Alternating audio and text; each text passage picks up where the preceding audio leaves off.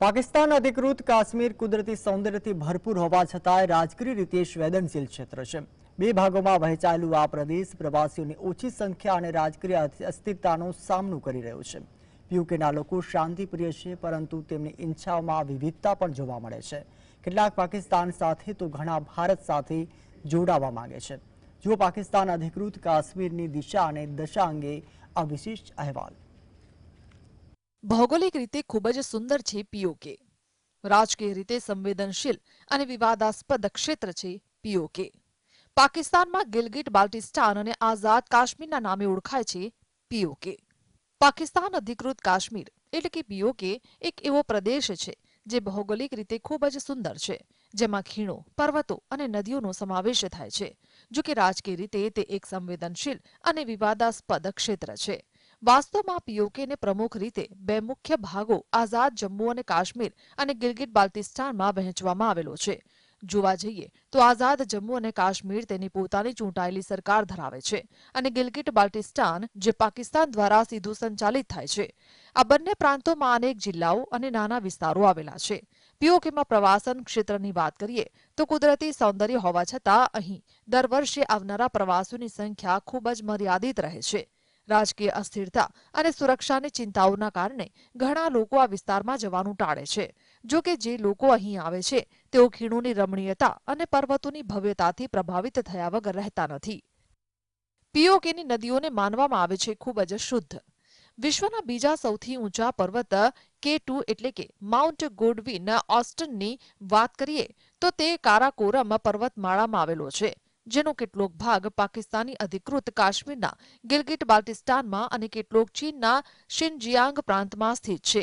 આ પર્વત તેની દુર્ગમ માર્ગ અને ભવ્યતા માટે વિશ્વભરમાં પર્વતારોહકોને આકર્ષે છે।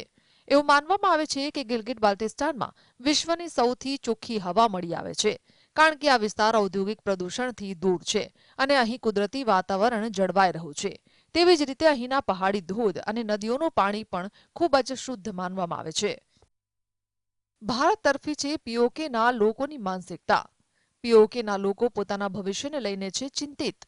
પીઓકેના લોકોની માનસિકતાની વાત કરીએ તો તેઓ શાંતિપ્રિય લોકો છે, પરંતુ દાયકાઓથી ચાલી રહેલા રાજકીય સંઘર્ષ અને અસ્થિરતાથી તેઓ ખાસા પરેશાન જોવા મળે છે।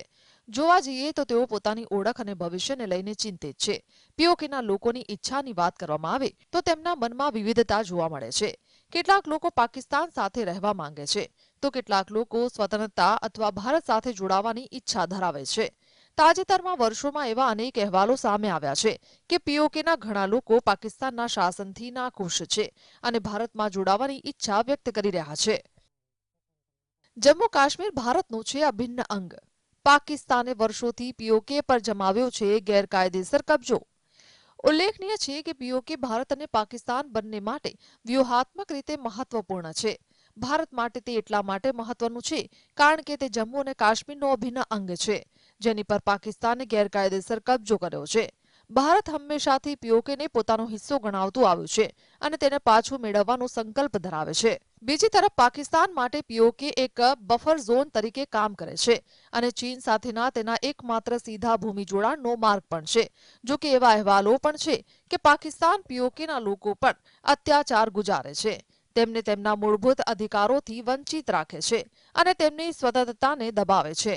આંતરરાષ્ટ્રીય માનવ અધિકાર સંગઠનોએ પણ આ મુદ્દે અનેક વખત ચિંતા વ્યક્ત કરી છે, પરંતુ સ્થિતિ જેમની તેમ જ જોવા મળે છે।